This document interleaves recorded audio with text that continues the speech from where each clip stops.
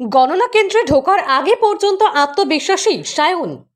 গণনা কেন্দ্রে ঢোকার আগে পর্যন্ত আত্মবিশ্বাসী তমলুকের সিপিআইএম প্রার্থী সায়ন ব্যানার্জি। 4 জুন মঙ্গলবার দেশজুড়ে লোকসভা ভোটের ফলাফল। মঙ্গলে কোন প্রার্থীর ভাগ্য প্রসন্ন হচ্ছে আর কোন প্রার্থীর কপালে দুর্ভোগ তা জানা যাবে আর কয়েক ঘন্টা পরেই। সকাল থেকেই বিভিন্ন গণনা কেন্দ্রে কড়া নিরাপত্তার মাধ্যমে শুরু হয়েছে গণনা প্রক্রিয়া।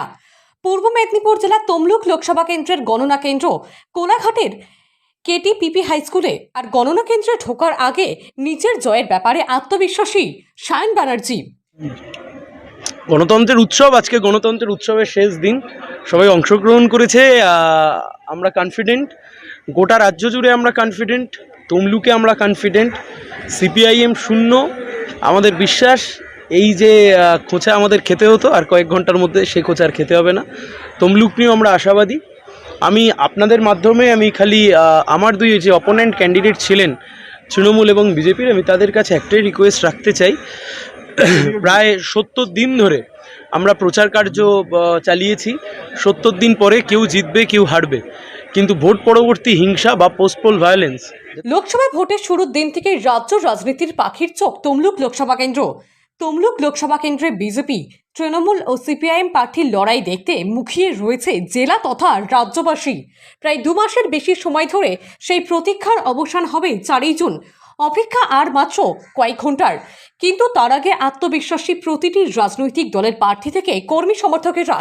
তমলুক লোকসভা কেন্দ্রের কোলাঘাটের কেটিপিপি হাই স্কুলে গণনা কেন্দ্র ঢোকার আগে সিপিআইএম প্রার্থী সায়ন ব্যানার্জি তমলুক লোকসভা কেন্দ্র থেকে জয়ের বিষয়ে আত্মবিশ্বাসী।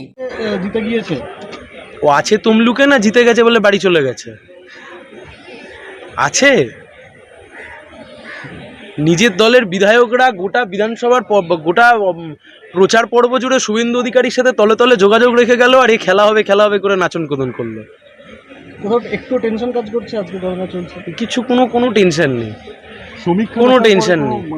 গণনা কেন্দ্রে কিন্তু ঢোকার আগে সিপিআইএম প্রার্থী সায়ন ব্যানার্জি জানান, 70 দিনের নির্বাচনী প্রচারের পর 25শে মে ভোট হয়।